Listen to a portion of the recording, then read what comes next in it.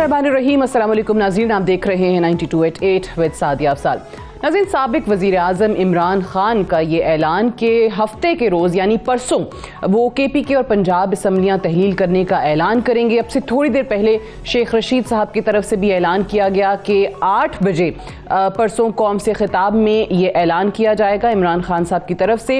अभी भी PDM में बहुत सारे लोग ऐसे हैं जिनको इस बात पर यकीन नहीं है और स्पेशली जो बयानात आ रहे हैं परवेज़ इलाही साहब के और मोनस इलाही साहब के, उसके बावजूद कहीं ना कहीं कोई शक या शुबा अभी भी मौजूद है।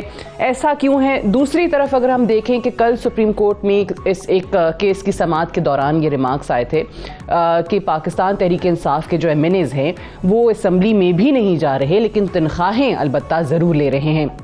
आज उस पे शाह महमूद कुरैशी साहब ने और फवाद चौधरी साहब ने कुछ वजाहत दी है, ज़रा वो दिखा दीजिए कि वो क्या वजाहत उन्होंने दी है। और ख़ास तौर से ये भी बताया कि हमने स्पीकर कौमी असम्बली राजा परवेज़ अशरफ साहब को इसी हवाले से ख़त भी लिखा है। मेरे दस्तखतों के साथ ये खत मैं as vice chairman of PTI speaker साहब को भेज रहा हूँ कि हमें वो वक्त दें, हमें वो बुलाएं ताकि हम इज्तिमाई तौर पर उनके सामने पेश हो सकें और अपने इस्तीफों का अयादा कर सकें और अपने उस फैसले की तजदीद कर सकें। ये फैसला हुआ है और उस फैसले पर खान साहब ने कहा कि उसका ऐलान कर दिया जाए। सुप्रीम कोर्ट से गलत बयानी की गई हुकूमत की तरफ से और कहा गया कि PTI के अरकान जो हैं वो इस्तीफा दे चुके हैं लेकिन तनख्वाहें ले रहे हैं। हकीकत ये है कि हमें अप्रैल के बाद से तहरीक इंसाफ के किसी रुकन को तनख्वाह नहीं मिली है और अब मुझे शक हो गया अलबत्ता, और शाह साहब से मैं दरख्वास्त करूंगा कि इसको जरा चेक करवा लें कि ये तो नहीं कि हमारे नाम पे तनख्वाहें निकाल के खुद खा गए हो, क्योंकि हुकूमत में भी तो सारे महाकलाकार बैठे हुए हैं। हमें कोई पता नहीं है कि ये फॉरेन ट्रिप्स जो है हमारे पैसों से हो रहे हो, हमें भी ना मिल रही हो और पता लगे कि ये है।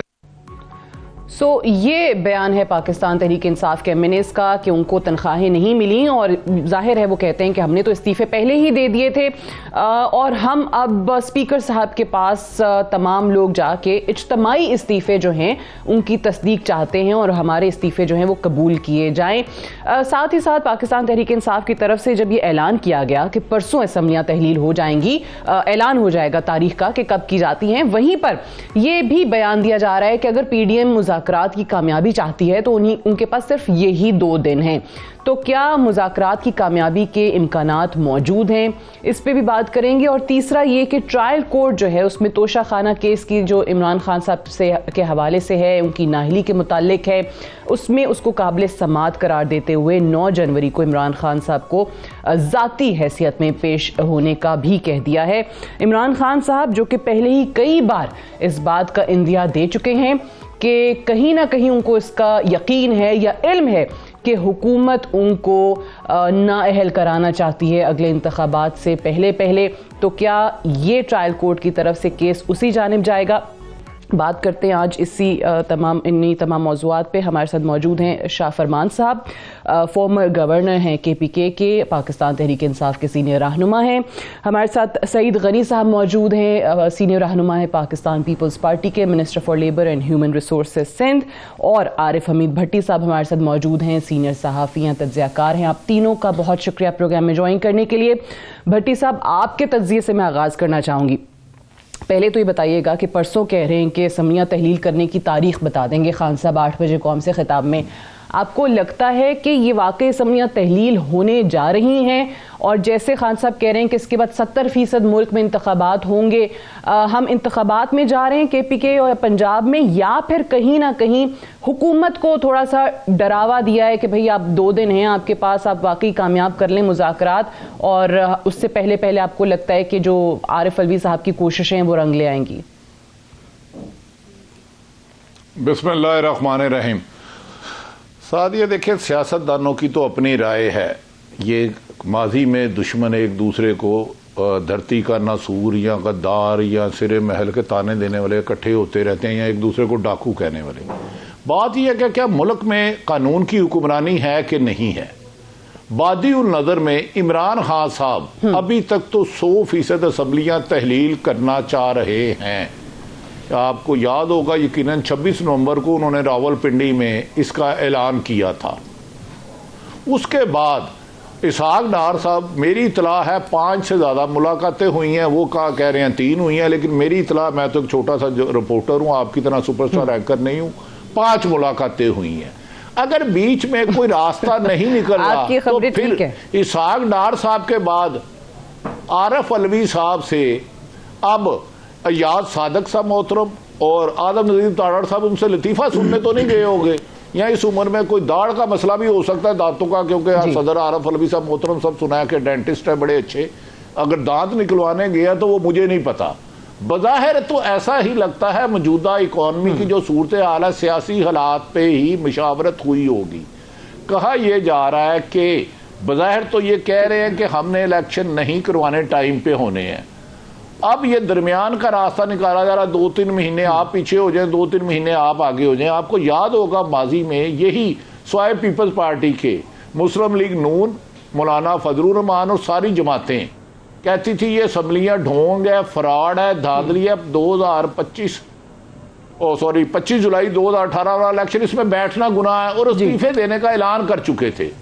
अगर भाई आप समझते थे कि उस वक्त ये असम्बलियां जाली हैं, फ्रॉड है, धांधली से हुआ, खलाई मुल्क ने इलेक्शन कराए हैं, तो आज चले जाए वहां पे। हाँ, फैसला हुकूमत ने करना है, एहतजाज करना हक है, कोई भी आईनी तरीके से नहीं होना चाहिए। लेकिन परवेज लाई को अगर उधर से मुझे नहीं पता आपके उधर क्या है, पिंडी है या इस्लामाबाद है, इशारा आ गया तो बहुत मुश्किल है रुके। अदरवाइज उन्होंने सियासी अगर फ्यूचर देखना है तो बज़ाहिर ऐसा लग रहा है कि उन्हें इमरान खान के कहने पर असम्बलियां तहलील करनी होंगी। मार्च का उन्होंने कहा था, मार्च का इमरान खान ने टोटली रिफ्यूज कर दिया और शेख रशीद साहब भी अब से कुछ देर पहले खान साहब को मिले हैं, तो मोनस लाई की हद तक तो असम्बलियां तोड़ना चाह रहे हैं। लेकिन जो माशी सूरत हाल है, मेरा ख्याल है सियासतदानों को बैठना चाहिए और बैठ के हल निकालना चाहिए। आपका मुल्क बहुत ज्यादा नहीं डिफॉल्ट की तरफ जा रहा है, ये माने या ना माने। चलें, लेकिन ऑब्वियसली परवेज इलाही साहब जो कि वजीर आला पंजाब हैं, जिनके पास ये इख्तियार है, आप जहां से इशारों की बात कर रहे हैं, आपको लगता है कि परवेज इलाही साहब जो हैं वो कर देंगे उनकी मर्जी के बगैर? देखिए, आज से महीना पहले जो हालात थे ना, अब वो नहीं रहे। ये मैं आपको गारंटी से कह रहा हूं, बीइंग एक छोटा सा जर्नलिस्ट होने के नाते। 3 रोज कबल हुकूमत के कुछ लोगों की आपके इर्द गिर्द जुड़वा शहर में मुलाकात हुई है, तो उन्होंने कहा मुझसे पहले प्यार मेरे महबूब ना मांग, ये मेरी इतला है, मैं इस पे कायम हूं।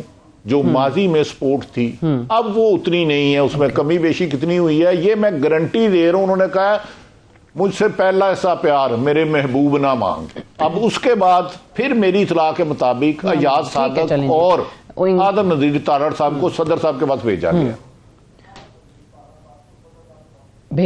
ठीक है। सईद गनी साहब, अभी तक की जो इत्तलात हैं, ऑब्वियसली खान साहब जैसे भट्टी साहब भी कह रहे हैं कि 100% वो असम्बलियां तहलील करने का परसों ऐलान जा रहे हैं, लेकिन आप लोगों की जो कोशिशें हैं, आपको लगता है कि मना लेंगे आप खान साहब को कि वो तहलील ना करें? कहीं पर दरमियानी रास्ता निकल आएगा, 3-4 महीने कहीं पर कि जी मे बी रमज़ान के बाद इंतखाबात कराने पे आप लोग मान जाएं, और अगर ये असम्बलियां तहलील हो जाती हैं तो जैसे वो कह रहे हैं कि 70% पाकिस्तान जो इलेक्शन में चला जाएगा, तो आप लोग फिर भरपूर अंदाज में इन इंतखाबात में हिस्सा लेंगे? मैं आपको थोड़ा सा याद कर रहा हूँ कि जब इमरान खान ने ये ऐलान किया था ना, तो उन्होंने जो अल्फाज अदा किए थे, उन्होंने ये कहा था कि हमने फैसला कर लिया है कि हम तमाम असम्बलियों से निकल रहे हैं।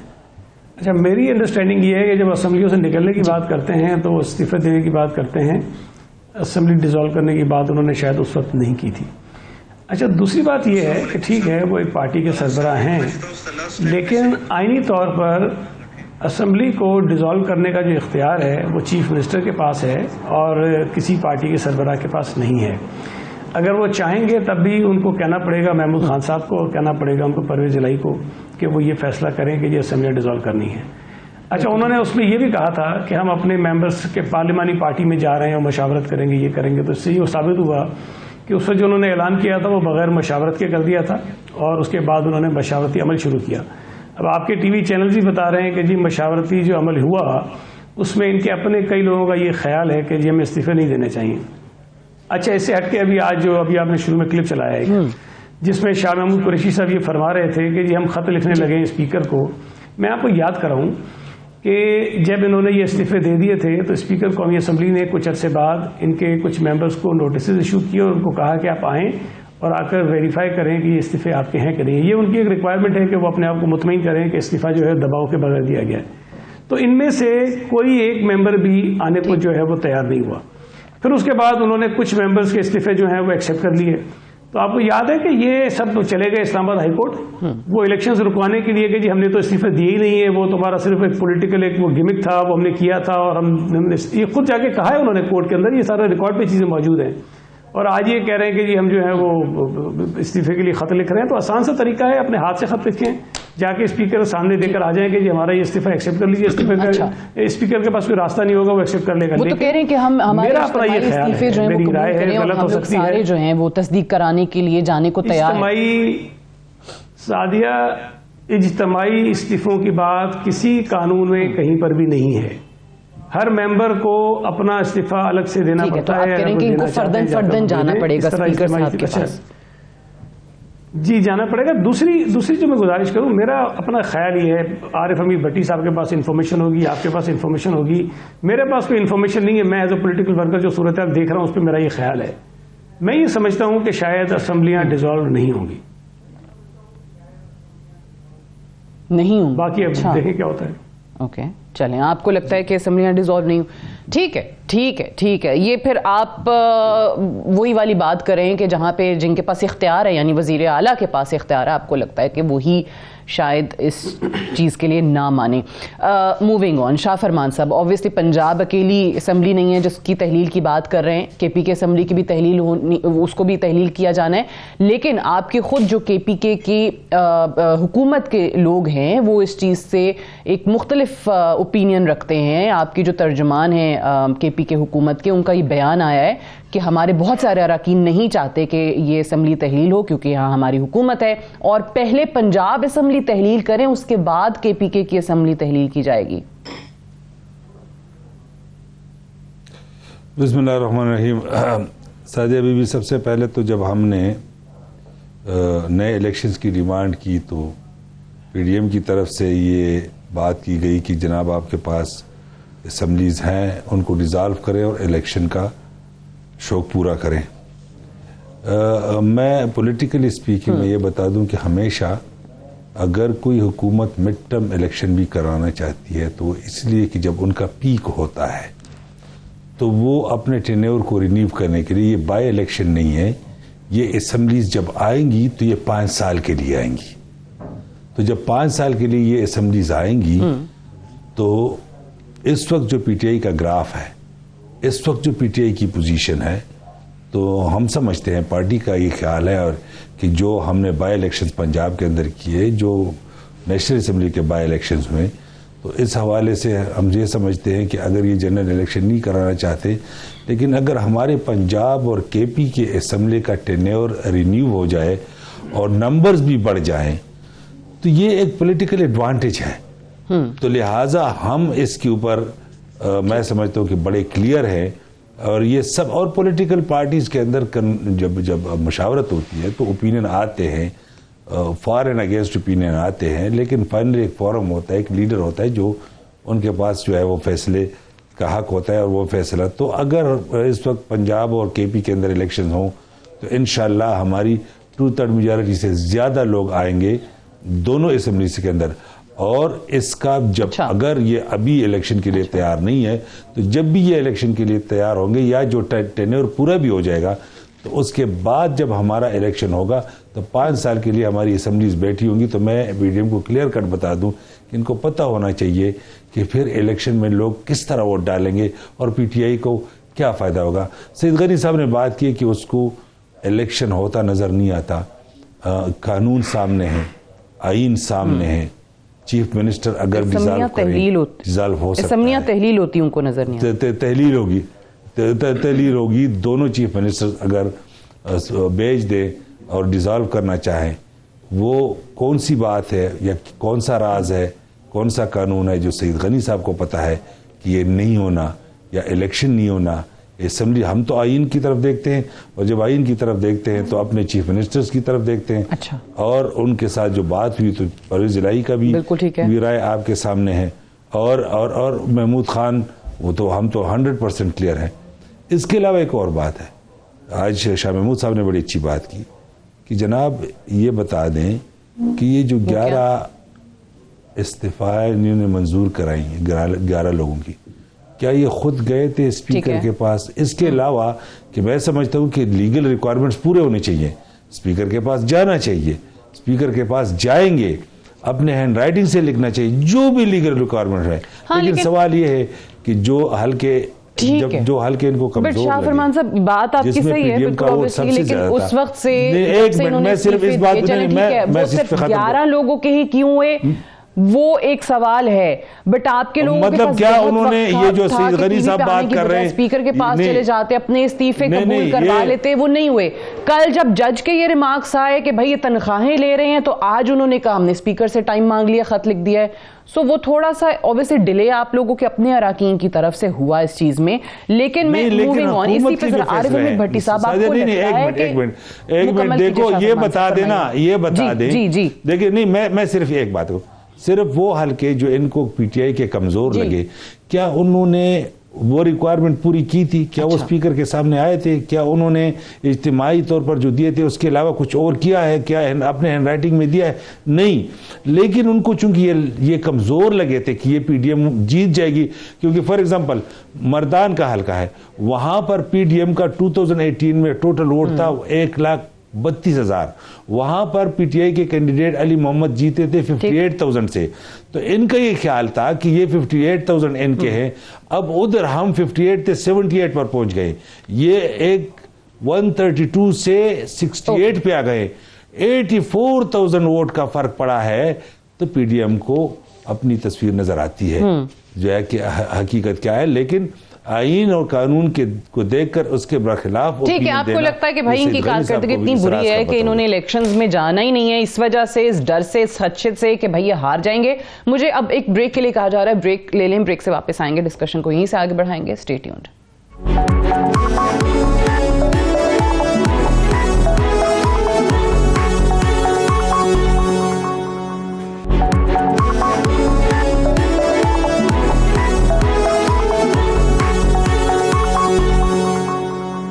वेलकम बैक प्रोग्राम में एक बार फिर से खुशामदीद। आरिफ हमीद भट्टी साहब, ये बताइएगा कि ऑब्वियसली एक तरफ हुकूमत ये कहती है कि फौरी इलेक्शंस इसलिए भी मुमकिन नहीं है, जैसे इसहाक डार ने प्रेसिडेंट को कन्वे भी किया कि हमारे पास इतने पैसे ही नहीं है, फॉरेक्स रिजर्व्स आप देख लें कि वो बिल्कुल गिर गए हैं, मईशत की बहुत बुरी हालत है।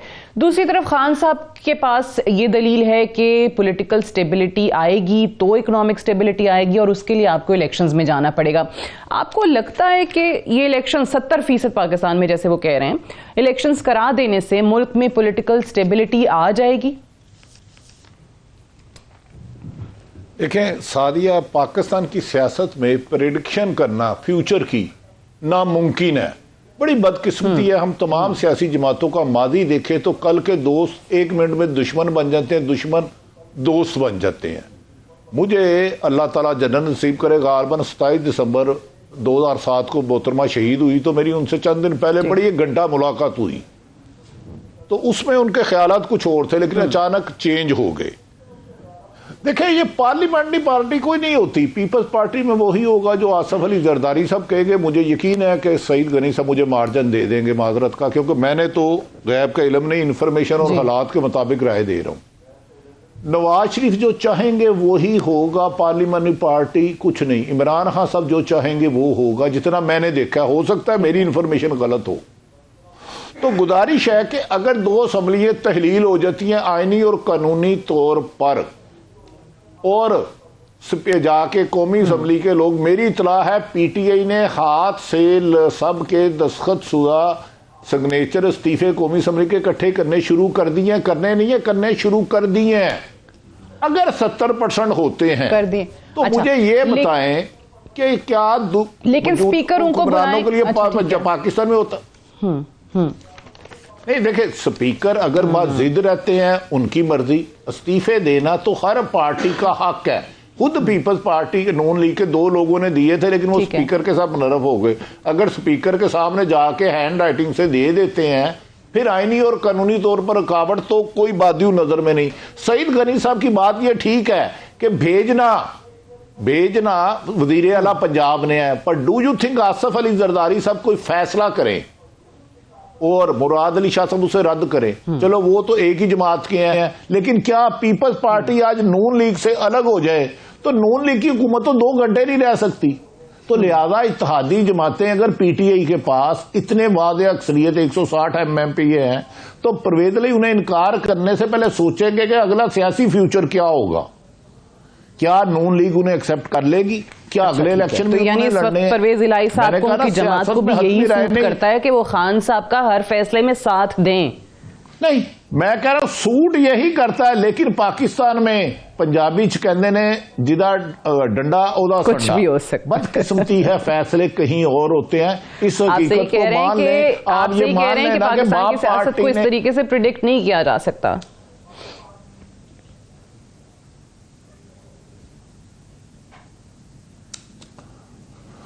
वो ये सईद गनी साहब से रहनुमाई दिलाएं कि क्या आइंदा जब इलेक्शन होते हैं सादिया, मैं सिर्फ आपकी अभी देखे ना अख्तर महंगल साहब के कल क्या रिमार्क्स थे, कल रात मेरी उनसे बात हुई, कहते हैं मैंने तो हम तो नहीं माने, ये तो इन्होंने गलत बात की है, चीट की है बकौल उनके, हालांकि उनको 2 उधरा मिले थे, उन्होंने कहा हमारे खत चलता है रिकॉर्डिंग पे। अब सईद गनी साहब रहनुमाई फरमाए, अगर इलेक्शन जब भी होते हैं, चलो ये मेरा तो आपका काम इलेक्शन कराना नहीं है, क्या पीपल्स पार्टी 13 जमातें मिलकर लड़ेगी? क्या पंजाब में जो 40 या 30% कोटा मांगा नून लीग राजी हो गई है? मैं सईद गनी साहब एक रहनुमा है, मेरी भी रहनुमाई कर दें।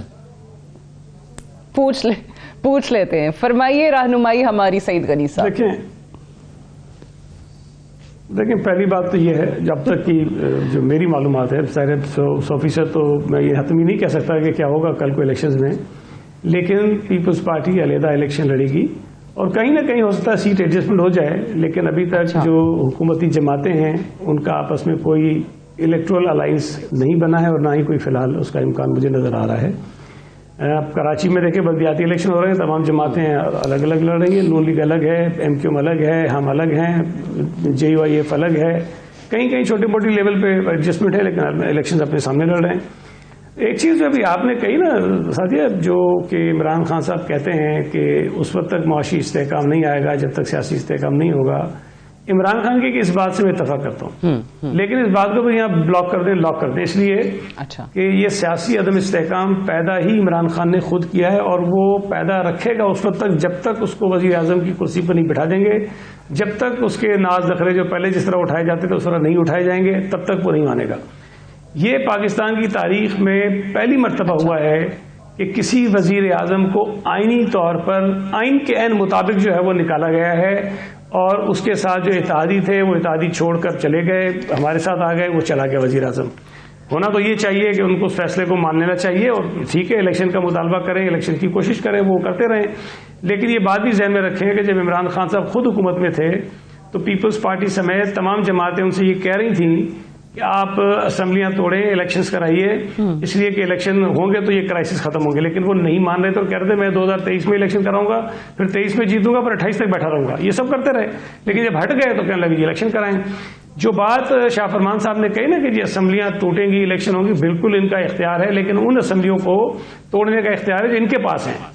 ये सिंध की असेंबली नहीं तोड़ सकते, ये पंजाब की, ये बलूचिस्तान की असेंबली नहीं तोड़ सकते, ये कौमी असेंबली नहीं तोड़ सकते। आपको शौक है, आपने बिल्कुल ठीक है, ये पॉलिटिकल एक राइट होता है किसी भी जमात का, आप पंजाब की असेंबली तोड़वाइए, इलेक्शन करवाइए, इलेक्शन होगा, जो रिजल्ट आएगा देखा जाएगा। KPK की असेंबली आपके पास है, आप तोड़वाइए, इलेक्शन हो जाएगा, देखा जाएगा। आइन में कहीं नहीं लिखा कि पूरे मुल्क में एक ही वक्त में सारी असेंबलियों और कौमी असेंबली का इलेक्शन होना चाहिए।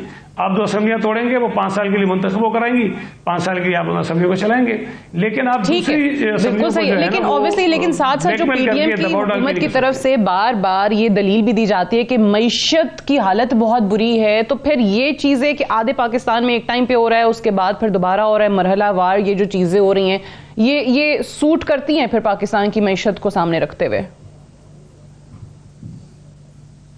देखें इस वक्त जो सूरत-ए-हाल मईशत की है उसका जो ज्यादा जिम्मा है वो इमरान खान पे इसलिए आता है कि एक तो जब ये हुकूमत में थे इन्होंने खुद ना IMF के साथ एक मुआहदा किया, बड़ी सख्त शराइत पे किया, और हम समझते हैं कि शायद उस हालात की जरूरत थी। इन्होंने 3-4 सालों में जो मईशत का जनाजा निकाला था उसके बाद रास्ता कोई नहीं था, IMF के पास गए, इन्होंने मुआहदा किया, लेकिन जब इनकी हुकूमत जारी थी तो उस मुआहदे को उन्होंने खराब किया। और मैंने नहीं कहा, इनके अपने लोगों ने कहा, शेख रशीद ने कहा कि इमरान खान जाते जाते नई हुकूमत के रास्ते में बारूदी सुरंगें बिछा के गए। बारूदी सुरंग की हुकूमत के रास्ते में थोड़ी बिछाई थी, उसने मईशत के रास्ते में बिछाई थी, हुकूमत के रास्ते में बिछाई थी। फिर IMF के साथ जब सख्त शराइत पे ये मुआहिदा मौजूदा हुकूमत कर रही थी तो शौकत तरीन साहब की वो ऑडियो आपके सामने, जिसको उन्होंने डिनाई नहीं किया बल्कि उन्होंने माना है कि हाँ उनकी आवाज़ है, और उन्होंने 2 वज़राए ख़जाना को ये कहा कि IMF को आप कहो कि हम कमिटमेंट्स पूरी नहीं करेंगे। तो एक जमात का सरबराह जब ये खुद चाह रहा हो कि इस मुल्क की मईशत किसी डगर पे ना लगे और वो अदम इस्तेहकाम पैदा करता रहे, मुख्तलिफ इदारों को, मुख्तलिफ लोगों को निशाना बनाकर तनकीद का और बैनुल-अक़वामी दुनिया को ये मैसेज देता है कि पाकिस्तान डिफॉल्ट करने जा रहा है, तो आप ये तवक्को कैसे कर सकते हैं कि इमरान खान जो है वो किसी भी सूरत में। ठीक है, ओके, आप कहते हैं कि सियासी इस्तेहकाम जब तक नहीं आएगा तब तक मौशी इस्तेहकाम नहीं आएगा। खान साहब की इस स्टेटमेंट से आप मुत्तफिक हैं, लेकिन खान साहब आने नहीं देंगे। इस्तेहकाम इसका जिम्मेदार आप इमरान खान साहब को ही ठहराते हैं। सारी दुनिया बिल्कुल ठीक है। शाह फरमान साहब ये फरमाइएगा कि चलें अभी असम्बलियां तहलील हो जाती हैं और इलेक्शंस में आप लोग चले भी जाते हैं तो ऑब्वियसली उससे पहले केयर टेकर सेटअप आएगा। मुझे बताइए कि नेशनल असम्बली में आप लोग हैं नहीं, वहाँ अभी ये जो इस्तीफे वाला मामला ये आपके सामने चल रहा है, क्या ही ये बेहतर ना होता कि आप लोग नेशनल असम्बली में आते वापस, क्योंकि केयर टेकर सेटअप पे भी जो अपोजिशन है, हुकूमत है, उनका मिलकर इत्तफाक होता, वहाँ पे वो राजा रियाज साहब बैठे हैं, आप लोगों की अदम मौजूदगी में तो उनसे हो जाएगी मुशावरत, तय हो जाएगा कि कौन केयर टेकर सेटअप कैसा होगा, तो उस पर भी तो बाद में आप लोगों को एतराज़ात हो सकते हैं। फिर हुकूमत कहेगी कि देखें अब ये हो गया तो इनको इस पे एतराज़ हैं। इलेक्शन कमीशन ऑफ पाकिस्तान पे, चीफ इलेक्शन कमिश्नर पे ऑलरेडी आप लोगों की तरफ से काफ़ी क्रिटिसिज्म आ चुका है। देखिए, सबसे पहले तो मैं ये बता दूं कि ये स्पेकुलेशंस या किसी पार्टी के ऊपर कमेंट करना कि ये हो जाएगा तो फिर वो हो जाएगा, ये मैं समझता हूँ कि बंदा अपनी पार्टी के बारे में कह सकता है। मैं पीपल पार्टी के बारे में ये नहीं कह सकता कि इनका क्या फैसला होगा, क्या करेंगे। ये मुझे ज़रूर पता है कि 70 से लेकर अभी तक तकरीबन आप समझे कि 51 ईयर्स इन्होंने हुकूमत की है। PDM ने मुख्तलिफ, कभी कोalition, कभी किसी एक पार्टी के, लेकिन आज जो PDM में बैठे हुए इनकी तकरीबन 50 साल इन्होंने हुकूमत की है। ये 3.5 साल PTI की हुकूमत इमरान खान की हुकूमत का हिसाब लेते हैं, लेकिन ये 47-48 ईयर्स का हिसाब देने को तैयार नहीं है कि क्या हम 70s में ऐसे थे, क्या अगर बाद में हम 80s में ऐसे थे, क्या 90s में जो बांग्लादेश हमसे आगे निकल गया क्या हम ऐसे थे। ये सारी चीज़ें, ये जो इस मुल्क के साथ हुआ, ये हिसाब मांगते हैं, हिसाब देते नहीं हैं। इन्होंने कहा कि हमने इलेक्शन मांगा, कोविड के बावजूद 5.7 और 6% GDP ग्रोथ थी, इसीलिए हमने सोचा कि हम तरक्की दे रहे हैं मुल्क को, एक्सपोर्ट बढ़ रहा है, इंडस्ट्री तरक्की कर रही है, एग्रीकल्चर तरक्की कर रही है, ट्रेड डेफिसिट कम हो रहा है, ओवरसीज पाकिस्तानीज का ट्रस्ट है हमारे ऊपर, रेमिटेंसेस वो भेज रहे हैं। बावजूद इसके कोविड ने सारी इंटरनेशनली एक रिसेशन थी, इसीलिए आज अगर ये 5.5 ये 5% ग्रोथ भी दिखा दें तो मैं समझता हूँ कि तहरीक इंसाफ वेट कर जाएगी कि चलो ये अपना टेन्योर पूरा कर दे। हमें तो आज मैं आपको बताऊं कि मार्च में, अप्रैल में जो हुआ रिजीम चेंज, उस वक्त PTI की पोजीशन क्या थी और आज क्या है। हमें तो हर महीने फायदा हो रहा है, लेकिन जिनके बाहर प्रॉपर्टीज हैं, जिनके बच्चों की तालीम बाहर, कारोबार बाहर, घर बाहर, इलाज बाहर, पासपोर्ट बाहर का, उनको तो फिक्र नहीं है। हमें तो उन पाकिस्तानियों की फिक्र है और अपनी भी ये फिक्र है कि हमारा जीना मरना इधर है। मैं आज आपको सादिया एक बात बता दूं, खान साहब का पॉलिसी थी हुक्म, मैं सैयद गनी साहब बैठे हुए रीजनेबली बात करते हैं, मैं 5 साल मिनिस्टर रहा, कोई 4.25 साल मैं गवर्नर रहा। आप यकीन करें कि मैं किसी भी सरकारी या गैर सरकारी दौरे पर बाहर नहीं गया। ये आप मुझे कोई बता नहीं सकते। इंसान अपने आपको जवाबदेह होता है। तो मैं समझता हूं कि इस मुल्क को यहां तक लाने में किसका हाथ है और यहां से अब ये कैसे उठेगा। अच्छा, बात यह है कि आपने कहा कि इनके इलेक्शंस चलें, सही है, अब इनका वर्कर, आपने अभी जो आपने अभी जो बात की वो मईशत की तो ऑब्वियसली तबाही हो रही है हर दिन गुजरने के साथ। रेमिटेंसेस का आपने जिक्र किया, अभी हम देख रहे थे कि नवंबर में 14% डिक्लाइन आया है उसके अंदर। फिर बहुत सारे लोग जो हैं वो मुल्क छोड़ के जा रहे हैं। इस साल के जो स्टैटिस्टिक्स आए हैं अभी तक 92,000 एजुकेटेड पाकिस्तानीज मुल्क छोड़ के जा चुके हैं, जिसमें इंजीनियर्स हैं, डॉक्टर्स हैं। ये एक मिनट ब्रेन ड्रेन बढ़ता जा रहा है। जी फरमाइए फरमाइए। मैं ये भट्टी साहब के सामने भी ये बात रखूंगा कि नॉर्मली तो 2,20,000 के करीब लोग जाते थे एनुअली। इस दफा तो तकरीबन 7 लाख के करीब गए हैं। लेकिन ये जो एजुकेटेड लोग जाने लगे हैं, असल इशू ये है, ये एजुकेटेड लोग जाने लगे हैं कि क्या मुल्क के जो एजुकेटेड तालीम याफ्ता तबका क्या वो डिस्करेज हो गए, क्या वो मायूस हो गए हैं, कि क्या उनको पता चल गया कि इस मुल्क में नहीं रहा जा सकता, ये किसकी वजह से ये कुछ हो रहा है। मैं एक बात करना चाहूंगा है उसी तरीके ऑब्वियसली वो जो सर्वेस भी हुए हैं, भट्टी साहब ने भी आई एम श्योर देखे होंगे भट्टी साहब आपने, कि उसमें वो लोग कह रहे हैं कि हमें बेहतर अपॉर्चुनिटीज या बेहतर लाइफस्टाइल चाहिए, वो मुल्क में हमें नहीं मिल रहा और इसलिए हम प्रेफर करते हैं कि हम मुल्क से बाहर जाएं। वो सर्वे और फ्यूचर को लेकिन मैं एक बात वन लाइन कहना चाहता हूँ सादिया, वन लाइन। एक बंदा जिसके ऊपर लोग अरबों का ट्रस्ट करते हैं, जिनका अरबों का ट्रस्ट करते हैं, अच्छा, जिसका एक शर्ट करोड़ों में बिक जाता है, जिसके ऊपर पार्टी के करोड़ों का फंड आता है, जिसके ऊपर चैरिटीज के फंड आते हैं, वो एक कानूनी तौर पर हासिल करदा गड़ी को बेचता है अपनी जरूरत के लिए। इतराज कौन करता है? चाहे उसे रोड बनाओ, इतराज कौन करता है? इतराज वो लोग करते हैं जिन्होंने गैर कानूनी पैसे से वो गड़ियां पहनी है। अब जिन्होंने जो कीमती गड़ियां पहनी है और वो ये जवाब देने को तैयार नहीं है कि ये 4 लाख का जूता, 15 लाख का पर्स या हेरल्ड में शॉपिंग, ये कौन से पैसे से आए हैं? जिनको ऊपर इतराज होना चाहिए कि आपने ये पैसे किधर से लाए, आप ये आपने जो चीज पहनी है ये किधर से, ठीक है। मैं अब एक ब्रेक के लिए कहा जा रहा है, मैं सईद गनी साहब भी बहुत महजूज हुए, बड़ा एंजॉय किया उन्होंने, मुस्कुराहट है दोनों के चेहरों पर। मुझे एक ब्रेक लेनी है, ब्रेक से वापस आएंगे तो जरा इसी पे बात करेंगे कि खान साहब तो कहते हैं भाई मेरी घड़ी थी मैंने बेच दी, और तोशा खाना केस के अंदर अब जो ट्रायल कोर्ट है उसने भी 9 जनवरी को बुला लिया है खान साहब को। खान साहब का खदशा कि उनको नाअहल कर दिया जाएगा किस हद तक दुरुस्त है, और अगर ऐसा होता है तो पाकिस्तान की सियासत पे उसके क्या असरात होंगे? बात करते हैं एक वक्फे के बाद।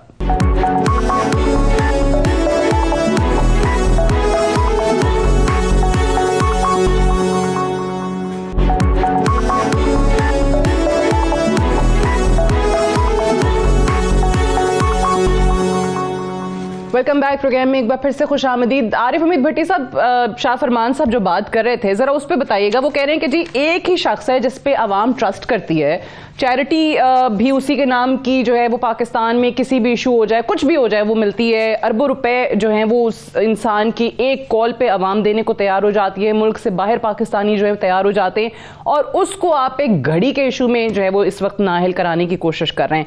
ये जो आज ट्रायल कोर्ट की तरफ से इसको काबिल समाअत करार दिया गया है केस को, आपको लगता है कि खान साहब का खदशा दुरुस्त है? देखिए सादिया, बड़ी बदकिस्मती है, हम जिस वक्त इस वक्त बात कर रहे हैं ना सियासत पे, मैं आपके सवाल पे आ जाता हूँ। इस वक्त मुल्क को बचाना मुश्किल है। जितना 1947 में पाकिस्तान बनाना जरूरी नहीं था, जितना पाकिस्तान बचाना जरूरी है। ग्रोथ से रेट 0 हो चुका है। हाँ, मौजूदा हुक्मरान आईनी तरीके से आए, वो कि उसमें इम्पोर्टेड का किसका हाल था किसका नहीं, बाजवा साहब ने क्या रोल अदा किया, ये तो जबान ज़दे आम है किससे। हाँ, अगर बेहतर होता कि वो पेट्रोल जो 150 रुपये था 100 रुपये आ जाता, वो डॉलर जो 178 था वो 255 की बजाय 200 पे आ जाता, रोजमर्रा की अशिया बेहतर हो जाती तो लोगों को सुकून होता। इस हालात की वजह से इन्होंने खुद बिलावल भुट्टो साहब ने महंगाई मार्च किया जिसे सबने कवर किया, जो उनका हक था। लेकिन बदकिस्मती है, जब से ये आए हैं मासवाए चंद केसों के खत्म होने के, आवाम पर महंगाई का बहुत ज्यादा बोझ बढ़ चुका है। हम ये बात क्यों नहीं मानते कि आपकी एलसी मेडिसिन की नहीं खुल रही, आपके एयरपोर्ट पे कंटेनर हजारों खड़े हैं, आपका दोस्त ममालिक आपको एक पैसा नहीं देना चाह रहा। सियासत जरूर करें, लेकिन ये मुल्क है तो हम सब है ना। हाँ, तोशाखाना का इमरान खान को जवाब देना चाहिए, इसमें दो राय कोई नहीं है। लेकिन मेरी इतला के मुताबिक इस वक्त इमरान खान मकबूलियत के ग्राफ के बहुत ऊपर जा चुकी हैं और हुक्मरानों ने एक ही फैसला किया है, अल्लाह ताला इस मुल्क को सलामत रहे, उन्होंने इलेक्शन नहीं देने। लेकिन अगर 70% इलेक्शन होते हैं पाकिस्तान में, कौमी और सूबाई असम्बली एक दिन होती है, क्या ये इलेक्शन कमीशन आईनी तौर पर बंद है 70-90 दिन में इलेक्शन कराने का? तो क्या डबल खर्चा कर लेगा? ये इलेक्शन कमीशन के वाला सब के पैसे तो नहीं है, कौम के पैसे हैं, पाकिस्तान की अवाम के पैसे हैं। हाँ, इसमें मेरा ख्याल है सारी जमातों को बैठना चाहिए। इस वक्त मुल्क की इकॉनमी सूरत हाल बेहतर नहीं है। ये पाकिस्तान माशियत की तबाही का किसी एक को मैं जिम्मेदार नहीं ठहराता। 3.5 साल कहें या 8 कहें, आप पहली दफा कब गए थे IMF के पास? एक तसलसल चलता आ रहा है पाकिस्तान में, कर्जे दर कर्जे दर कर्जे। तो इन्हीं हालात में आपको मुल्क बचाना है सादिया। ये पाकिस्तान देखें, ये रोजाना 5 रुपए किलो बढ़ता है। तो आपकी एक फेवरेट लीडर है, मेरी भी लीडर है, काबिल एहतराम है एक सियासी जमात की, चंद दिन पहले हार्वर्ड से उन्होंने 70 लाख का बैग खरीदा है। अब उनके लिए तो मुल्क की इकॉनमी ठीक है, उनके लिए तो मुल्क की प्रॉब्लम कोई नहीं है। माशाल्लाह इतना बड़ा लॉन्ग कोट है, वो लॉन्ग कोट 22 लाख का बैग ले लिया। मुझे नहीं पता ना मैं लंदन गया, ना मेरा अब्बा उधर, ना मेरे अब्बे के कारोबार उधर, ना मेरे अब्बे के प्लाजे उधर, ना मेरे बच्चों का खबर पे उधर। पता नहीं, लेकिन ये जरूर 70 लाख का बैग आ गया। नहीं सर, मैं अगर वो इनकार करेंगी तो मैं उनकी उस वक्त की फुटेज दे दूंगा, मैं सारे दूंगा। मैं तो एक साफी हूं ना, मेरा काम है खबर की तलाश, जैसे सईद गनी और फरमान साहब का काम है पीपल्स पार्टी और उनको फरमाइंड करना। ये महंगाई मेरी आपकी इशू है ना, हमें तो क्या नौकरी से निकलवा देंगे? पंजाबी की मिसाल है, सारी आपको समझ नहीं आएगी। टक गया या नून लीग की नहीं सईद की खातून नहीं सईद गनी साहब की जमात की नहीं है। मुझे इस तरह ना काबू करें। मैंने एक ही सीखा है, खबर लेनी खबर देनी है, खुद खबर नहीं बनना। इनके प्रोपोगंडे सेल बड़े खौफनाक है। हमें क्या नौकरी से निकाल गया बेटा गया तेन चोर लै चले। उन्हें क्या चौधरिया को भी पट्ठे खाने से चोरा को भी पट्ठे खाने ने। इन्होंने लूट मार कुछ लोगों के लिए लीगल है, बस सुनता जा शर्माता जा। ये नवाबजादा नसरुल्लाह खां फरमाते थे हमें अक्सर। सईद गनी सब दिल पे मुस्कुरा रहे हैं क्योंकि इन्होंने कल को परसों जब भी इत्तेहाद अलग हुआ ये बातें करनी है। वो तो उन्होंने आपको जवाब पहले ही दे दिया ना, आपने जो सवाल किया था उन्होंने बता दिया कि नहीं, ऑब्वियसली पाकिस्तान पीपल्स पार्टी अलग इलेक्शन लड़ेगी, इत्तेहाद का तो अभी तक कोई दूर दूर तक आसार है नहीं। सईद गनी साहब ये फरमाइएगा, भट्टी साहब ने तो ऑब्वियसली बता दिया कि वो उनकी फेवरेट लीडर के पता नहीं कौन से कितने लाख का बैग का उन्होंने जिक्र किया लंदन में, लेकिन इकोनॉमी जो है वो तो जाहिर है दिन ब दिन बुरे हालात होते जा रहे हैं। कुछ इकोनॉमिस्ट्स हैं जिनसे आप बात करते हैं तो वो कहते हैं टेक्निकल डिफॉल्ट हम कर चुके हैं, बस डिक्लेयर नहीं कर रहे हैं। फिर दूसरी तरफ आपकी हुकूमत की प्रेस कॉन्फ्रेंसेज आती है जिसमें ऑब्वियसली PMLN जो है वो सर फहरिस्त है, उनकी वजीर इत्तलात हों या कोई हो, वो कहते हैं कि ये डिफॉल्ट का सिर्फ और सिर्फ ढोंग रचा रहे हैं, ये खान साहब एक बयानिया बना रहे हैं, ऐसा कुछ भी नहीं है। जो आवाम की हालत है सईद गनी साहब, इसको कैसे आप जस्टिफाई करेंगे? अच्छा, पहले तो मुझे ज़रा देखें, हमने तो इस पूरी शो में उस तोशा खाने की बात ही नहीं की जो हर आदमी करता है। ये बड़ी मेहरबानी शाह फरमान साहब की कि उसने जिक्र कर दिया कि उनकी अपनी घड़ी थी, कानूनी तौर पर ली थी, बेच दी, तो क्यों उससे सवाल किया जा रहा है। मैं सिर्फ थोड़ी सी गुजारिश कर दूँ, उस घड़ी की कीमत जो भी थी वो तो अब आ गई सामने, लेकिन तोशा खाने में खुद इन्होंने जो कीमत लगवाई थी वो 10 करोड़ रुपये थी। जो उन्होंने इसकी वैल्यूएशन की थी वो 10 करोड़ थी, और उसके बाद जो इन्होंने ली वो इन्होंने 2 करोड़ रुपये में ली। उसके बाद इन्होंने जो जाली रसीद जमा कराई वो 5 करोड़ रुपये की जमा कराई। जिसकी रसीद जमा कराई वो साहब भी कहते हैं जी मैंने तो रसीद नहीं दी, उसकी तो दुकान की कारोबार की वर्थ ही इतनी नहीं कि वो 5 करोड़ रुपए की कोई घड़ी खरीद सके। बहरहाल वो रसीद भी जाली है और वो आप सबने देखी है।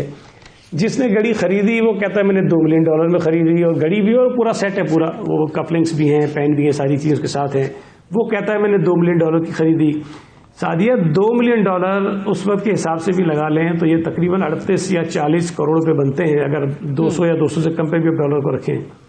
अब ये जो सवाल किया ना घड़ी हमारी थी बेच दी, तो भाई फिर इतनी चक्करबाजी करने की क्या जरूरत थी? आप कहते हैं हाँ मैंने $2 मिलियन की बेच दी है घड़ी, कीमत भले उसकी $7 मिलियन हो, मैंने तो बेच दी है।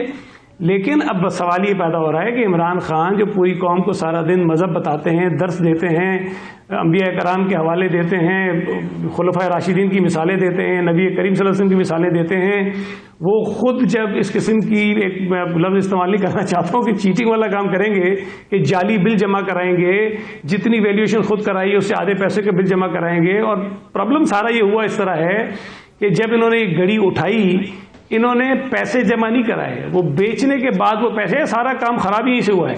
तो इसके अंदर पूरा ये गड़बड़ घोटाला है मेरे भाई शाहरुख साहब, ये इतना सीधा केस नहीं है। और ये सिर्फ एक सेट की बात नहीं है, अभी तो और कहानियां सामने आ रही हैं। कोई 4-5 अरब रुपए का हाथ मार दिया तोशा खाने के ऊपर। जो केसेस आपने बनाए हुए ना तोशा खाने के, आसिफ जरदारी पर, नवाज शरीफ पर, यूसुफ गिलानी पर, वो सारे मिला ले तो 3-4 अरब के नहीं होते हैं, जो पता नहीं कितने सालों से केसों को भुगत रहे हैं। जी अभी तो ये और सारी और किस्से कहानियां सामने आ रहे हैं ना। ये छोटी कहानी जवाब दूं मेरे भाई, आप जब पारसाई का दावा करते हैं तो आपको मैं बड़ा शार्ट जवाब दूंगा, घड़ी नहीं 4-5 अरब, मैं बड़ा शार्ट जवाब दूंगा। देखो मैं बड़ा शार्ट जवाब दूंगा। फरमाइए सईद गनी साहब, आप ठीक फरमा रहे हैं। तोशा खाना के केसेस हों, 2 किस्म के गिफ्ट्स होते हैं, एक आप ले सकते हैं, एक आप नहीं ले सकते। बड़ी क्लियर बात है, सारे लोगों के केसेस निकाले जाएं, किसने कौन सा तोहफा लिया है, और कोर्ट में इकट्ठे चलाए जाएं। बिल्कुल सही है। ये नहीं हो सकता कि आप एक बंदे को टारगेट करें। दूसरी बात, एथिकल और मॉरल बात तो छोड़ो, पॉलिटिकल बात तो छोड़ो। अदालत ने, प्लीज सईद गनी साहब आप मेरी बात सुने। अदालत ने कहा है कि पार्टी फंडिंग नहीं, मैं आपको करेक्ट कर रहा हूं कि आसिफ जरदारी साहब पर केसेस चल रहे हैं। नहीं आप मुझे, मैं आपको सुनता रहा हूं, मेरी बात सुने। बस वो कह रहे हैं जरदारी साहब के केसेस ऑलरेडी चल रहे हैं। नहीं, आपने जो BMWs लिए हुए हैं, मैं कहता हूं कि पार्टी फंडिंग और तोशाखाना तीनों पार्टियों के और सारे हुक्मरानों के इकट्ठे चलाए जाएं, ताकि लोगों को पता चल जाए, इंसाफ होता हुआ नजर आए। देखिए, आपसे सईद गनी साहब बंदा, मैं PDM के लीडरशिप, मौलाना साहब, आप लोग तो यहां तक कहते हैं कि इमरान खान को गोली नहीं लगी, वो तो फायर ही नहीं हुआ। तो जो लोग यहां तक बात करें कि जी खान साहब को तो गोली ही नहीं लगी थी, उनसे बंदा क्या बहस करे।